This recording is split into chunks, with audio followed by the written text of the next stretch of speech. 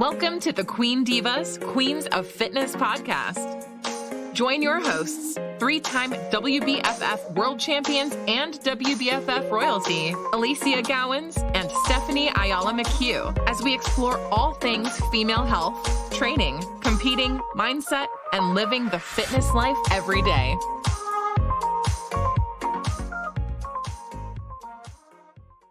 Okay, so super excited for what will be episode 18, oh my gosh, of the Queen Divas podcast with my beautiful co-host, Stephanie Ayala McHugh, who is now the 4-time World Diva Fitness Champion and finally the official fucking GOAT. Oh, cool. Honestly, so awesome. Oh, it still feels so fucking weird, honestly. It is. Just because you always envision it. You know, Ali, like from when you started your journey, I think I never thought myself of like a 4-time champion, anything like ever. I just wanted one crown. Like, honest to God, just not being real with everybody here. I think every girl that starts their journey within WBFF, if you know what WBFF, it's World Beauty, Fitness, and Fashion. And it's a pageantry fitness competition where you do get a crown, and a crown is the epitome of winning, you know, the world's or international show or a regional show even, but it is very, very the prestigious level that you just kind of like see yourself at. And so one, for me, I was like one and done, and I wanted to be done, honestly. And now my journey just continued, and it's still like mind blowing to me that I'm still going and that I'm still competing and that we're like, I don't know. It's just weird. I don't know, guys, but I'm really blessed and I feel overjoyed. And all the support and all of the messages and everybody that was throughout my journey, just being such a very big outlet. You know, you, Ali, your team. Oh my gosh, your team's so beautiful to me. They're always so nice. And they can't wait to see you. They're always like, I'm going to get a picture with Steph. There's such feeling. I love it. It's such an awesome feeling. And just all the followers and every one of you that's messaged me and you know, just supporting me along the way. So thank you. I really do appreciate it. So I think look, I think most of our listeners are going to want to hear about, you know, what was going through your mind and what was different between previous preps to this one, and especially I guess with how you were combating, you know, pandemic and all of the challenges that the rest of the planet's been facing. When you know that it is something that you are defending, when you know that it is something that, you know, we didn't know which way it was going to go. We spent an entire year of prepping last year, the both of us, with no show even coming into sight, which meant that we didn't progress like we would normally progress. Right. Yeah, like talk to everyone through that, because I think, you know, this is something that a lot of people would find super interesting to hear about your perception and experience in this space. You know, I think number one, a lot of people forget that I was actually prepping for this, like you said, since last year. It wasn't just this year that I was prepping for the show. So I definitely wanted to finish what I started, number one. So last year when I started prep, I never got to step on stage. I got to go to the shows. I got to go to Miami, you know, Orlando, Bahamas, and watch everybody step on stage. And that still was kind of building up that ammunition for myself to get back on stage for my own redemption. Just for everyone's competitive journey, I think that the biggest thing that you should take home with you is that it is about you versus you. As corny as that sounds, as much as you see it and hear it around, it really is you competing against your previous self. If you can improve and showcase yourself in growth, show obviously those improvements from show to show, you're going to feel so much better internally. And of course, judges are going to see that. So for me, it was about coming and showing myself better on stage. I didn't have a good prep going into Bahamas. I think that it was actually one of my worst preps. It was really my worst peak week. It was a mess up, honestly, for me, and a lot of things that I wanted to correct. I wanted to do better. So going into last year, the shows being canceled, I was so sour. I was like, I need to get back on stage. I just need to get back on stage to prove to myself that I can make these improvements and that I can come back and just redeem myself for these things that I was so upset about that I did going into Bahamas. So here we go, going into 2021, again, re-prepping, assessing, thinking that we're gonna, you know, go through with the show. And then things start kind of going backwards. Oh my God, these last few weeks prior to World Alley, I was starting to get all anxious again, thinking the same things that happened last year. Like things were starting to shut down again.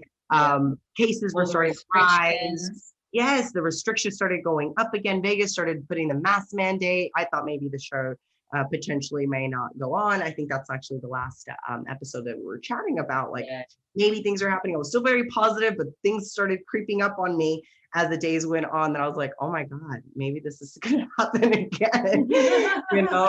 But what has grounded me the whole way has honestly been having the routine of my actual prep year round. I think a lot of competitors take seasons, and a seasonal competitor is only going to show seasonal changes. And I think that if you really keep yourself going year round, so it wasn't a year round thing for me, it was actually like a couple year prep that went to the show. Even though we didn't make a massive building phase, we actually learned that throughout these last couple of years, I've been able to build off of a maintenance phase a lot more than what I actually did during these episodes of building phases that I would take for 6 months, or let's say 6 to 8 months, and then start tapering down for prep. In reality, I actually stayed in maintenance phase for 6 to 8 months for the last couple of years instead of those those building phases. So it was pretty incredible to see how much I was able to still grow in those maintenance phases versus a building phase. So that was one of my biggest takeaways for myself going into this prep. And what I think I noticed for you on a development and improvement zone was 100% legs and glutes. Like you really didn't grow at all. And I want everyone listening to this to take this home. She did not grow her upper body at all. Actually had to bring it down. So my biggest thing from previous shows was not having as good balance and symmetry from my upper body to lower body. I always still needed a little more glutes and hamstrings for as big as my quad development was. I needed to bring down my traps and back to match my posterior chain for my glutes and hamstrings as well, versus trying to bring up glutes and hamstrings to match my upper back. So instead, reducing my upper body size and not growing it, but also focusing on these areas in my lower body that specifically weren't isolated as much as my particular exercises that were hitting my quads and glutes. I needed to work more on my minimus, my medius, as well as more of my hamstrings. All these things, I really needed to kind of bring in a more symmetrical lower body and more abs. I think the biggest thing for me from Bahamas in the previous show, which was Vegas again, I still suffered from not having dominant abs because I didn't have a developed core, honestly. Like I didn't have enough muscle maturity in my ab wall to where I needed to add more density. And that was one of the other bigger focuses that I had to bring in over the last couple of years. So what did you do? What did it look like? What was the strategy to bring up these areas? So with abs, so many are like, oh my God, I'm gonna get thick waist with weighted abs, and that's gonna thicken my waistline. By no means is that going to happen. I think if you are doing a lot of compound movements that are extremely heavy and you're doing like powerlifting movements, then yes, your erectors is going to start thickening up pretty naturally. But if you're just doing weighted core, so like I've started doing a lot of weighted V-ups, a lot of hanging crunches. Oh my God, so many rotational type of exercises, whether if that was Russian twists. I mean, there's just so many things that you just need to load time under tension, the actual ab muscle, the same same principles that you do for resistance training with quads and back, you're going to apply to abs. So a lot of tempo, a lot of tension, higher reps, hitting it more frequently throughout the weeks, not just doing it once a week. So doing the frequency helped a lot. And then with my glutes and legs, it was also frequency. So trying to increase, not to just 3 times a week, but also how often I split up my my muscle group. So a lot of the times we focus on just glute for those 3 times of the week, when in reality, I needed to actually focus on the glute and hamstring portion and strength. And then start isolating for so I actually only have like 1 isolation day for glute throughout the week for a long period of time. I think women get so obsessed over, getting this activation and, doing so much band work, when in reality, we just have to get these compound lifts to get stronger. And then we'll be able to, do some more isolated exercises for fun. But so yeah, that was the main principles. Honestly, a little bit more frequency, more load, more time under tension for all those muscle groups that we just talked about. And I think with my diet, I think this is the funnest part, because I was more in a maintenance phase. I never really allowed myself to go into this, oh, I'm super flexible and I can eat whatever I wanted, because I always knew I was trying to still maintain for shoots, and I was still trying to look somewhat relatively good for the shows. So it was more about actually letting myself be at a good constant amount of carbs, versus normally I like bumping up my fats at some point of the year to try to add on a little bit more size. And this time I only played with more carbs, guys. It was pretty awesome to kind of see how my insulin resistance this year really got really improved versus before. I would get really inflamed over having a lot of carbs, versus now it's like, I can give me all the carbs. I've been actually working really well with them. I think that your body can respond a lot more when you play around with your maintenance levels versus just trying to push in the surplus and adding calories in when you don't really need them. I know we always have a goal of building, but biggest takeaway, guys, I was able to build during the majority of the year of me being in maintenance. So that was my big 100%. I definitely don't feel like you need to be in an excessive surplus to be able to achieve physical progression. That's for sure. I think that's where people come into that, really nasty zone of gaining unnecessary ratios of body fat to lean mass. And it only becomes far harder to get that off coming into a stage.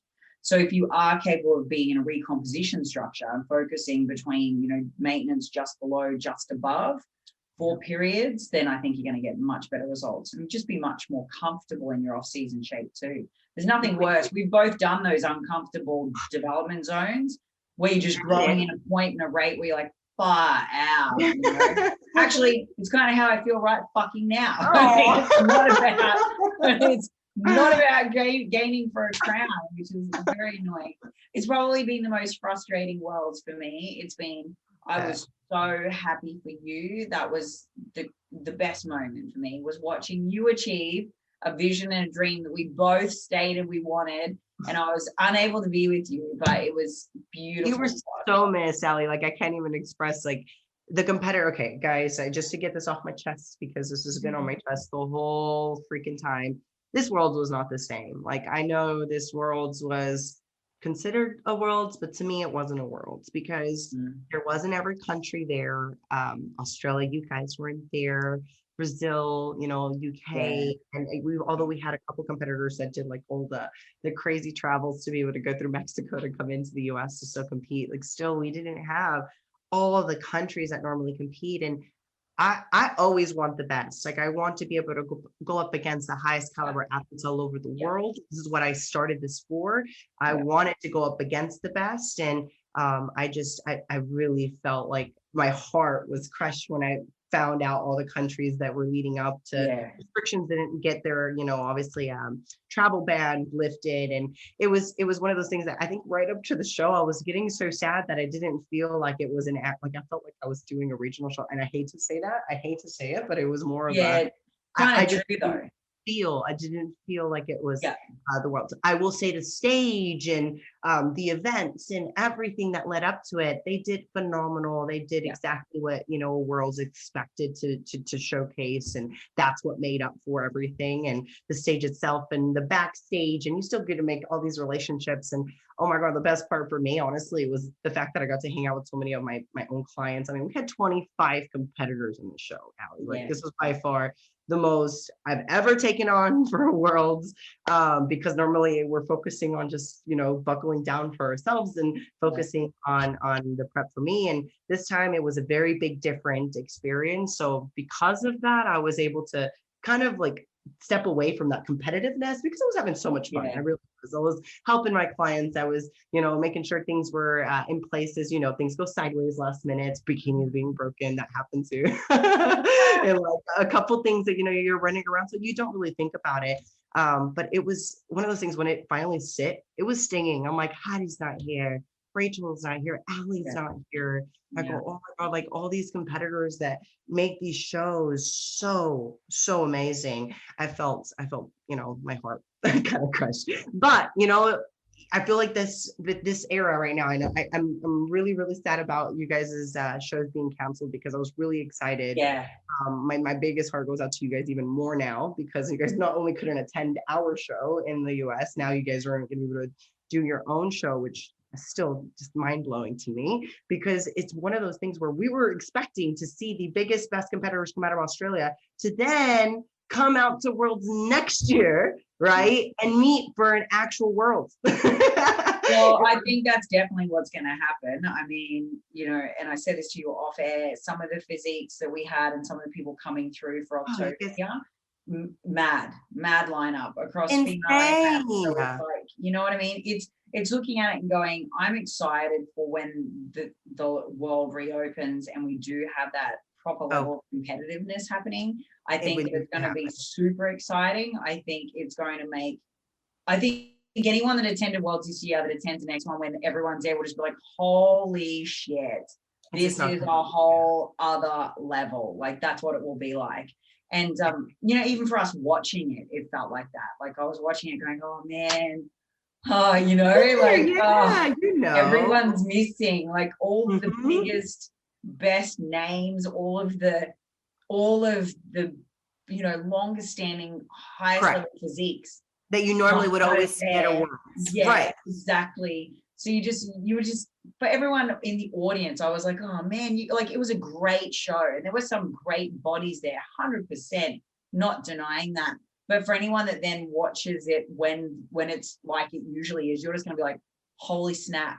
This is it's going from not even half of the amount of people that normally would even be in the show. Let's just put it from that perspective. So that alone lets us know, okay, things need to definitely ramp back up, Worlds, and get open back up so we can all get back on stage together, so all of us from all over the countries. And I think to anyone, that has been in the top 10 lineup of this year's Worlds, that is your motivator, is knowing that for you to even be able to stand in a top 10 again, when a world reopens, you'll work hard, fight for that place, fight to turn it up, fight to battle it with the ones that normally stand there, because it will be a battle and it's going to make it so much more fun. If it is a challenge and it is a competition, that's what you're there for. That's what you're there to work hard and then be like, yeah, I've got to turn up and put my best on this stage, and then not just stand on it, but work it. Because if I don't, I'm no longer going to be in that place. And I think that to me, and this is actually what we were talking about, Steph, and we'll jump into this because I think mindset is a huge thing in this sport, right? It's a massive thing. And what we often see is people fail because they lack the fortitude of going, it's not expected for me to have this place, so I've got to earn it. And if you lack that, and if you walk into it thinking it's going to be easy, or walk into it thinking you're entitled, or walk into it and think, I've done the work behind the scenes, you got to remember everyone else has too. And genetically, there might be someone a little better than you who's also worked and also has talent. I mean, you can never expect anything. But my point to this is that the day that you think you're going to turn up and there is no longer any kind of competition, I think you're redundant. Because that's not what a champion sort of thinks like. A champion is literally like, I'm going to win it, but I know I've got to work for it. It's just different.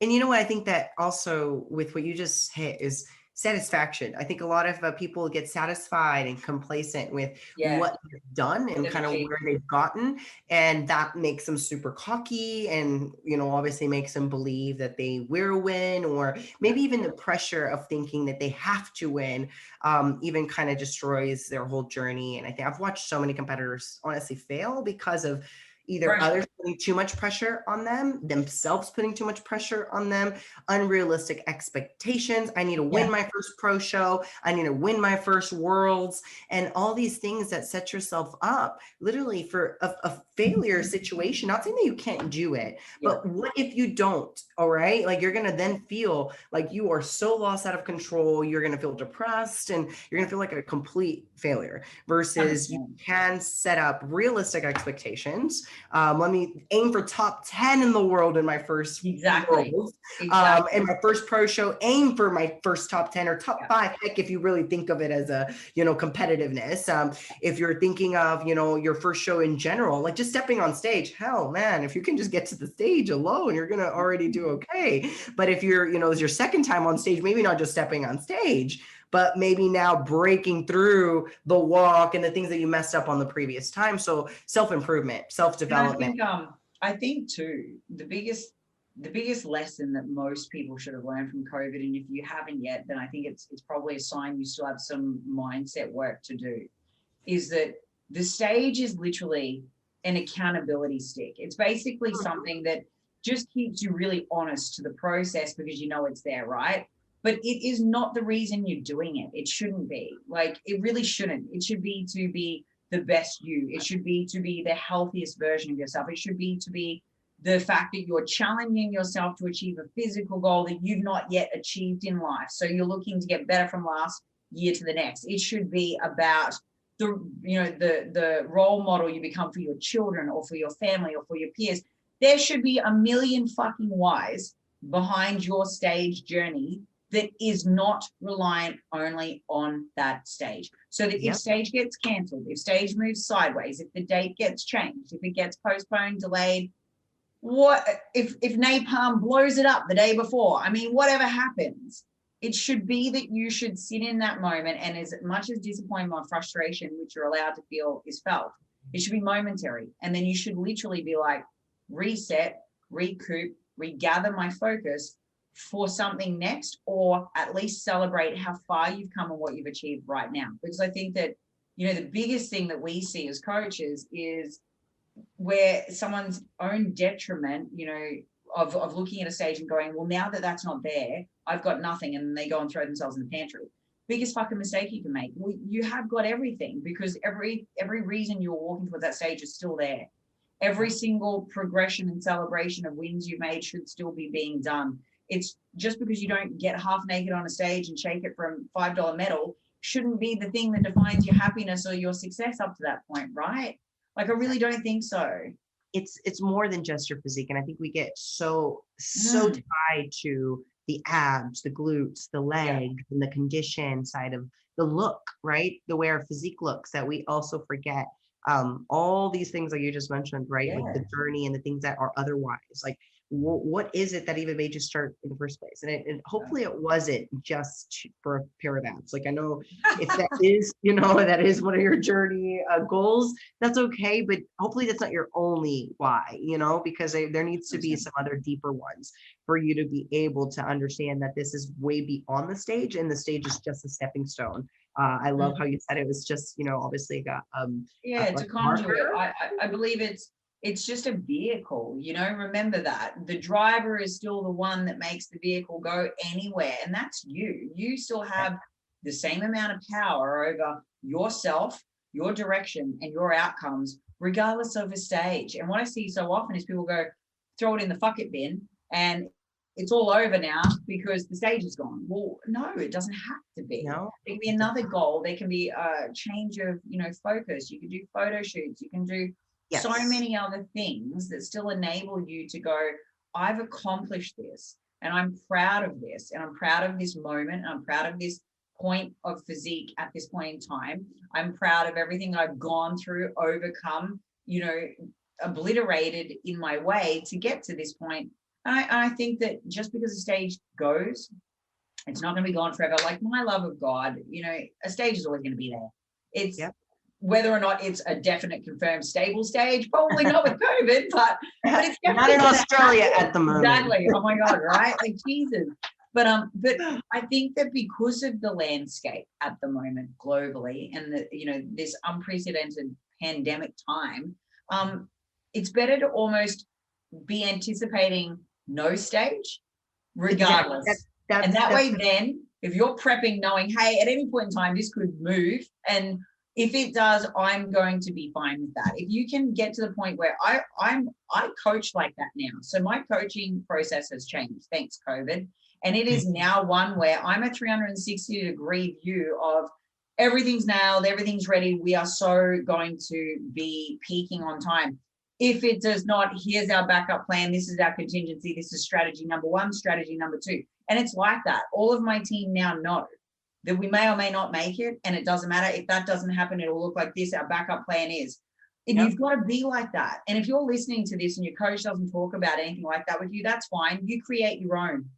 Work on your own mental space that, okay, if that moves, that changes, this doesn't play out, I'm going to do this, and have a resolve internally about your direction so that you don't get to a point and there's a crossroad put up and you're like, I'm directionless now, because it doesn't have to be that way. And I think that there's two ways that we should probably talk about this, because I think that it goes without saying it's primarily for the people that have shows canceled. But I think it's also the same for people that get to a show and don't get the outcome they want. It's the same thing. They're like, oh, well, Jesus, I had everything on winning. Really? This is your very first show, love. Why would you automatically assume you're going to win? Like, we would love to aim for that. But this is a really tough brand with some amazing physiques and people turning up every time. They've turned up maybe 3 or 4 times before this. You know, it bothers me more because they see others do it, that they expect themselves to be able to do the same thing that others. I would question this. So did that other person get onto a regional stage with only 3 or 4 people on stage? Oh, that's probably why. That's definitely you need to look at the variables here, people. Or like when they even, and I hate to always resort back to this one, but it's always one that I'm like, I want to win my first worlds, and then they refer to like Rachel. I'm like, Rachel, and like I want to win the world championship. Like you have like, people say Rachel's a unicorn, you guys. Like, come on, like this woman is. How many people have you met like her? I mean, still to this day, I don't understand where they come from this. Like, I'm actually have to win their first world. Like, I'm actually laughing. I mean, it bothers me because a lot of you. I'd slap them. What are you talking about? Allie, me and I'm like, really? Because you're not a Rachel, number one. But number two, it's like, look, I think people forget that some people do have a talent, you know, some people do have a gift, you know, genetically, and maybe they're gifted in other areas, like with performance, and, you know, and maybe some people are going to do better on their first show than what you will do. Let me tell you, I was not that person. I went out there, I did not know what I was doing. I went out there, I waved at Carrie. I didn't do a routine. I didn't even know I was supposed to pose. So it's not about, you know, obviously nailing your first show. It's really about just knowing how to belong with the brand, what you need to improve on, what they're looking for. I think a lot of the times we forget. Exactly. First Worlds is literally your opportunity to be seen, and secondly, your opportunity to understand where in the pecking order you currently sit. Correct. Then the gap is identified for where you need to be. Then you create the strategy throughout the year to bridge the gap. And guess what? The people above you would have done the same thing and already been ahead of you again. So the best you hope for then is an improvement on a higher ranking. You still don't expect to win. For most people, I'll throw this out there, you're probably going to be working for several years. End of story, as a pro. And we could even put, let's put Michelle McDonald as actually one of the examples. I know a lot of. Oh my God, she's been doing this for 10 years. You know, she's been literally doing this as a pro. And I mean, it's as a pro and an amazing pro for that. For like 10 years. For 10 years. And this woman never, ever gave up or used an excuse that they didn't like her, or that, you know, that she got cheated out of her placings, or that she didn't win because, you know, political shit, like honestly, all this other stuff that you'll always hear. It's so not true. It's because she, just like you said, Allie, she saw the gap. She knew that what she needed to do was bridge that gap.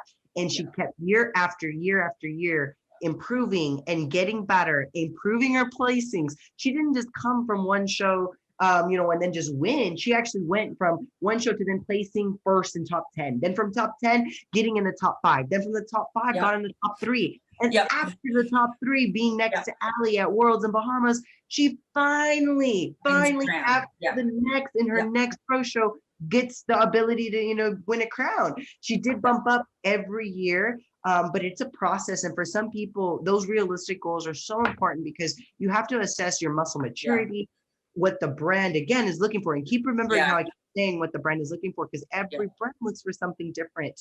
And with WBFF, it's a beauty and fitness brand. So there's a lot of stuff that we have to remember that come into play. It's not just your physique. Yeah, physique, exactly. but it's not the winning physique if you don't have the marketability, if you don't have the presence, if you don't know how to carry yourself. So it's definitely one of the things that you have to work on. If maybe you had the best physique and you keep improving your physique over the year, and what you needed to work on was your presence, then yes, you may actually have that ability to kind of go from a not top 10 to maybe a top 3, because you might have just been missing that key of presentation. But that's a very big difference. There's not very many cases like that someone just doesn't know how to move their physique and they're just like ready and already have that muscle and look amazing. So most of us have to develop, that strategy to know what improvements to work on, and then be able to come back and just show the judges that we worked on those improvements, and just continue being better.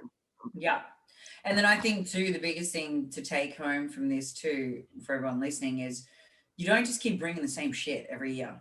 You don't know. Amen. You better come back looking different every single year. Different vibe, different energy, different posing, different suits, different style, different fashion, different looks, different 100%. Hair, different makeup. Do not bring the same shit, because you just won't continue to work up the ladder. If Allison thinks that she sees the same thing every time and you're just vanilla, she'll classify you as boring. You will not, it doesn't matter how good you look. You will not get looked at. She'll overlook you. Yeah. So you better mix it up. You know what? I saw a girl in Australia go pro wearing beige shoes, plain beige shoes, like plain AF beige shoes. And all I can say is, don't ever make that mistake, people. Like, don't. When you are at Worlds, from the toes up, Allison will judge you. You best be bringing your A game from head to toe.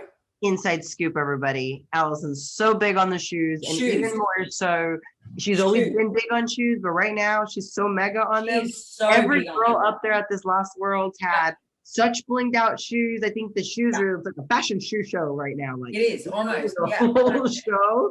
I couldn't stop staring at heels. They were probably better than the bikinis in my opinion. You've been with me on a judging panel with Allison. We're at a judging panel with Allison, and we have had 3 girls in a top lineup, very close physically, beauty-wise, moving pretty clearly. She broke the 3 in points based on shoes. So I will tell you now, when I watch this show here, I'm like, oh my God. How dare you?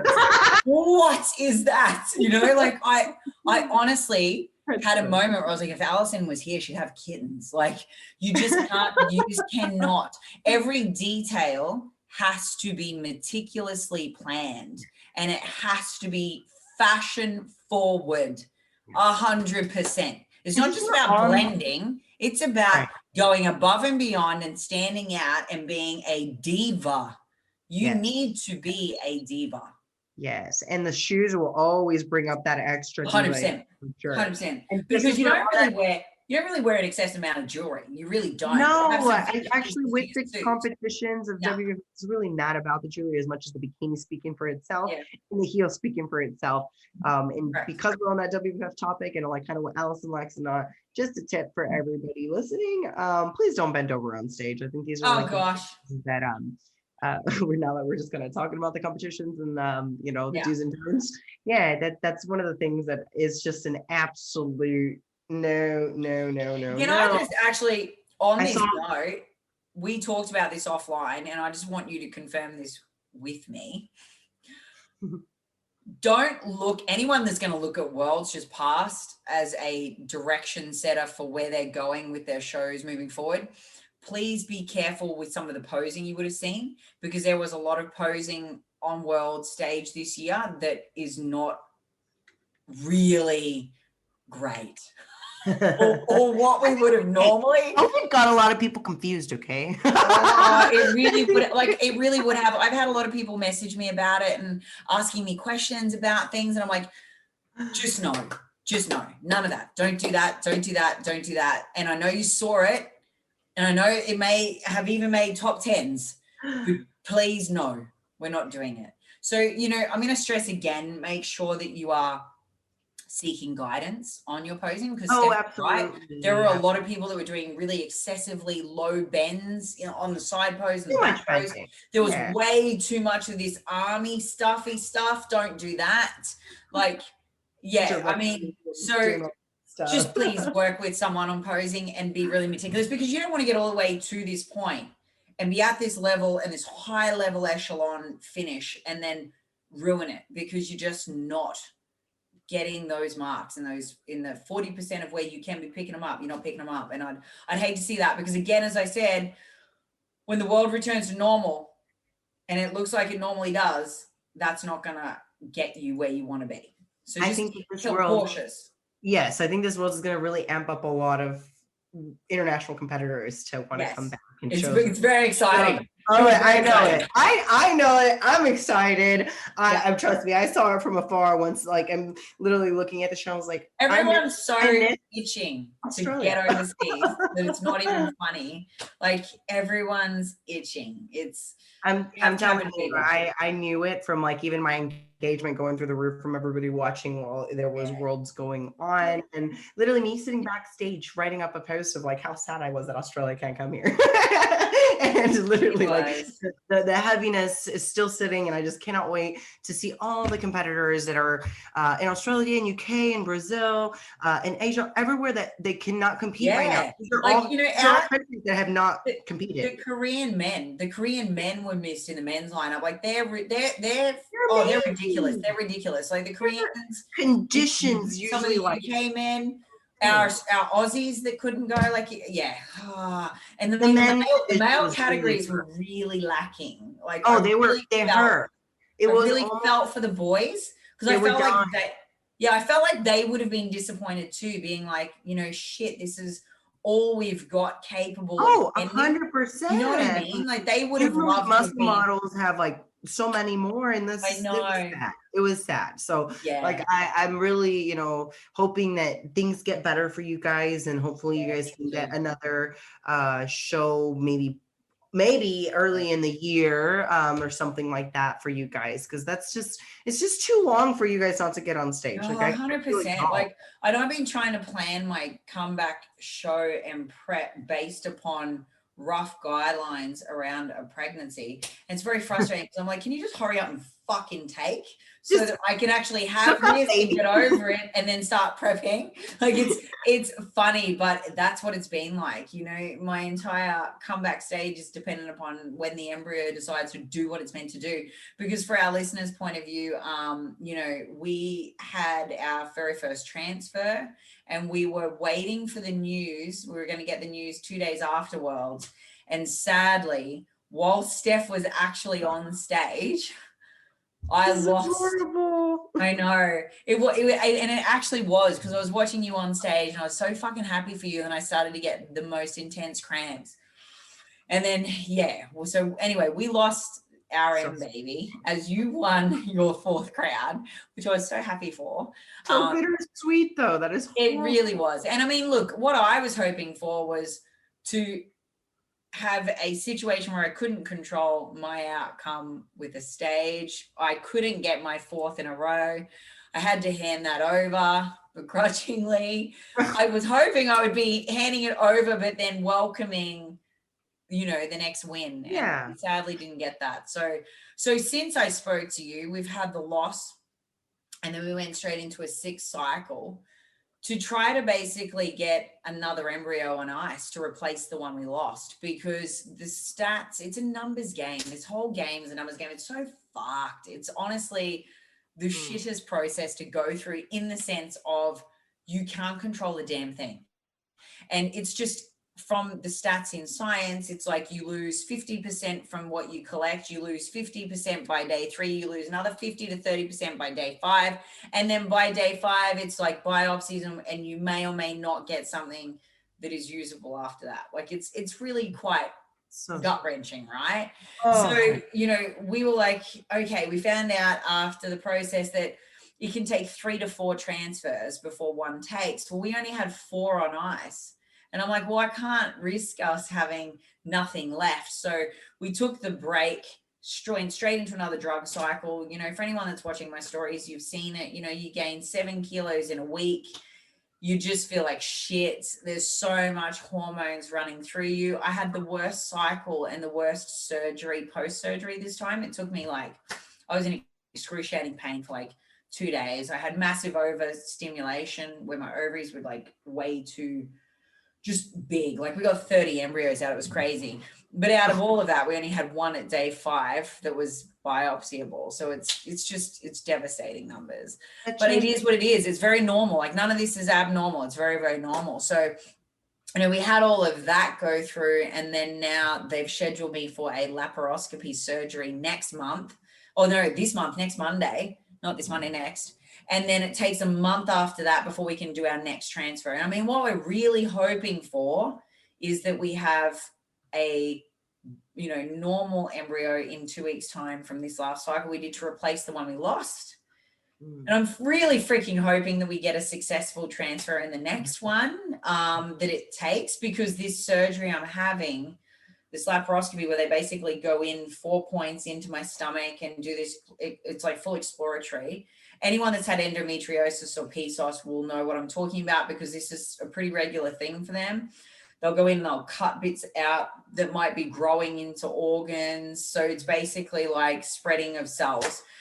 I've never had any symptoms of that, but they want to do that because you can basically have it and not have a symptom. So they want to rule that out, because this process plus the scrape of my uterus can enhance the likelihood of your embryo actually taking. So we're fingers crossing.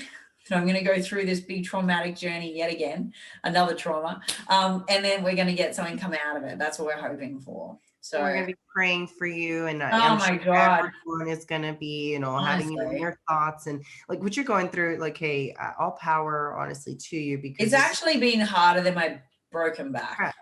Really? Yeah. You would say this is harder than your back? This is harder. Hear this, people. Like the broken back was hard. I'd rather break my back again. I watched her do that. Well, not watch her literally break her back, but come back from that, and that was a journey for her. So this is not only, you know, tough. I think emotionally for her and mentally, but also physically, as you guys are hearing.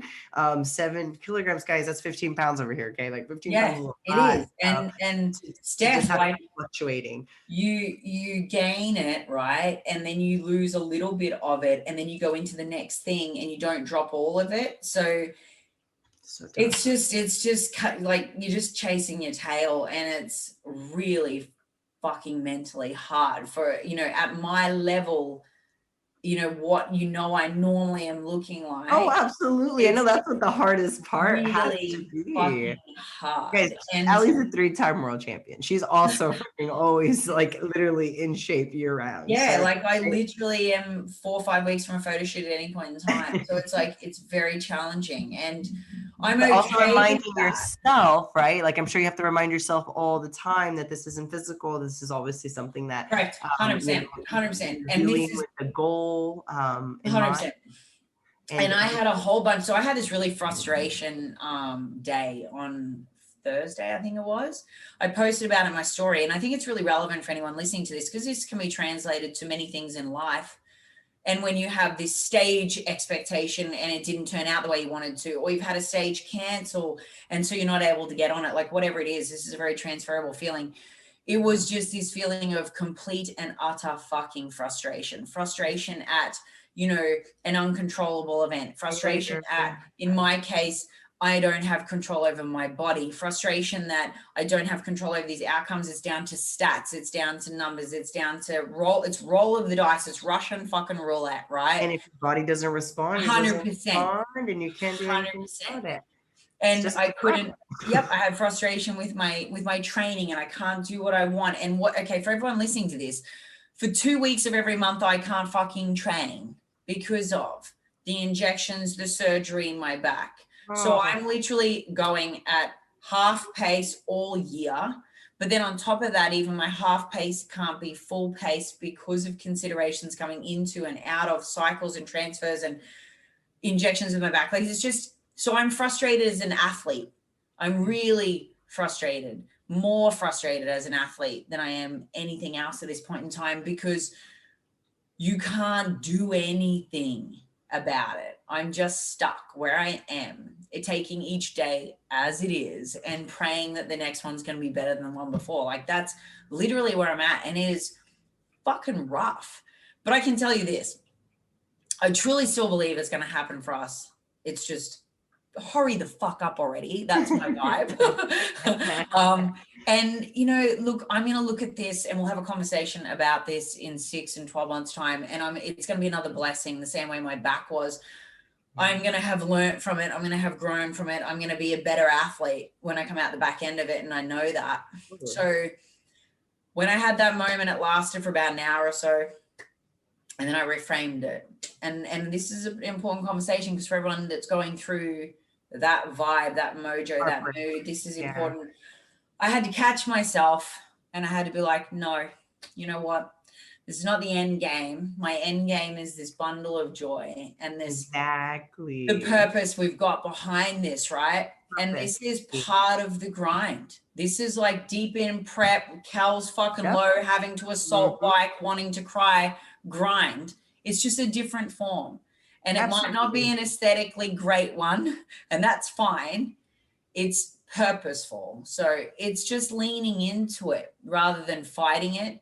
And it's finding the bigger picture again, you know? And I think that if you are at a point where you've just got off a stage, you're not happy about the outcome, or there is a stage that's been canceled on you, you need to listen to what I'm saying to reframe that, you know? Like, I think you need to not get stuck in a pattern of toxic mindset or thought processes, because it's temporary. It's not only just temporary, it's also very subjective to where we feel 100%. Throughout the year. So I think that we also forget that feelings come and go for us, and the 100%. Way we feel right then and there, it could have been because of the show, it could have been because of, you know, you just finding out the news and not really thinking of the bundle of joy, like you just said, that was the reason why you would have been like okay with it at the end of the day. By the end of the day, you probably were okay with it, not like that, but I was, you know, because like she said, it's something that you have to understand, not just your why, but also, you know, kind of not having that toxic mindset of thinking that there's only one way, and that it's not temporary, because everything is temporary, guys. I think that's one thing that we have to remind ourselves during the pandemic quite often, is that this is all, and I'm hoping and praying and crossing my fingers that's all temporary, although this temporary has been the longest temporary that I've ever seen any can go into, but feelings come and go. They do. Obviously, you know, grounding ourselves with deeper whys, as well as, you know, really realistic goals is really important.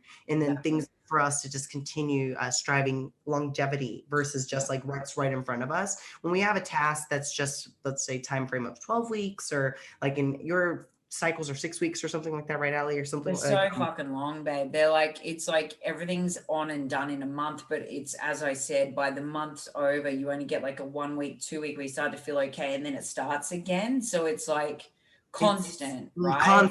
So you're not stopping. No. So, and then you're grieving. Like you have these periods which, like, you have the high and then you have the result, and then you're like, fuck.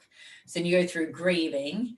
So it's emotional to physical, back to emotional. I think this is actually a good one for the listeners to, you know, kind of just listen from you, is how have you been able to, you know, deal with a little bit of the grieving side with having your already kind of connect, so that people can actually I think it's relevant what you talk about with being realistic, right? So I just had to get really fucking real about the numbers and the science and the data and the stats, and be like, okay, I again, though, don't define myself by that and go, well, that's going to dictate my outcomes, because I don't. But I'm aware of them. And when you're aware of them, it allows you to kind of go, well, there's nothing wrong with me, and this is fucking normal, and it sucks ball sacks, but I'm okay. And it's just about continuing doing what I'm doing. So I'm doing all the fucking right things, literally textbook. And I believe that, like you do when you get to stage and you know you've given it your all, you've done your all, and if you lose on stage next to someone, you cannot be angry about it. But when you win, you also know you win with conviction. either of those outcomes can be said the same thing for when you follow the process. That's so exactly I'm what I was just gonna say. embedding myself in this fertility fucking roller coaster like it's a comp prep, and I am riding the journey and the waves and the emotions and the highs and the lows like I would a world championship chasing prep. I am applying the same process to this because it's the only way I know how to be. It's the best way I know how to get through something that might be physically taxing, emotionally taxing, mentally challenging, is to apply structure, to apply a process, to have faith in the process, to believe in myself, to believe in the outcome, to believe in my why, and to continue to have a why that I look to. Because when everything goes sideways, which it's going to, whether it's prep, whether it's life, whether it's IVF and fertility, can't control it. Yeah, you cannot control these variables. You can't let it define you though. And I guess, when I had that frustration, it was because I was having frustration about where I'm at physically as an athlete. And that was just combined with everything else, right? And I had to have that moment of, well, you know what? Fuck, I'm fine. I will bounce back. I'm gonna do even better when I get to the next phase. You know what I mean? Like my mindset hasn't changed. So, but it is the thing that does make it harder is the grieving. It's that factor, which you have losses and it's shitty. That's the hardest part, I'm pretty sure, for all the heartbreak you guys have had to endure. But what I want everyone to hear over and over again is the fact that she trusted the process. Even though right now she's in like an area of unknown, she's still allowing her mind to trust the process, to go through the process. And even though you may be on your fitness journey and don't know if this is working for you, if your body's not responding, if you are frustrated, if you just don't think this is going to work, if you haven't got to where you want to be just yet, do not stop and do not lose faith. Just keep trusting the process. Apply a process, make sure you're going through a good process, good habits, and it's going to all work out in the end. It really, really will. I truly believe that. I think in all aspects of our life, if we really just apply ourselves. So Ali, that was, thank you for opening up and letting us in. My pleasure. I'll keep sharing. So if anyone's following my journey, I'm apparently educating a lot of people. I'm getting a lot of messages where they're like, holy fuck, I had no idea. Or it'll be like, I'm learning so much and I'm loving it. So, for everyone that is giving me positive support and just beautiful messages and, that's on the harder days when I get them, I love them. So thank you. Oh, well, we're all here to support your journey. We're following and we're praying and we're hoping this next transfer obviously is. Oh, fuck, you and me both. But in between that, you're going to be able to see my big, swollen, scarred belly because the laparoscopy, you get like, oh man, this journey, I tell you what, this kid had better give me all of the love on the planet because what I've gone through physically to get you, are you listening to me? Before you even arrive, I better be world's best mom on every coffee cup for the rest of my life because Jesus Christ, you are more wanted than I don't even know. You're more wanted than wine. Like I know, like you are so much more wanted. You're more loved than my chocolate dogs. Like honestly, but seriously, I think all you can do, guys, listening to this is 100%. Don't give up on yourself. Don't give up on your why. Don't give up on your dreams, even if you take a few steps back, because I believe they're still waiting for you. It's just they're realized by the people that continue on the journey. They're not realized by the ones that give up. Don't be the one person that gives up. And I refuse to give up on mine. Please don't, because let me tell you, like I would have still not be a champion the way I am today if I would have stopped and I would have literally just gave in and thought that this wasn't for me. I didn't think this was going to be anything out of this.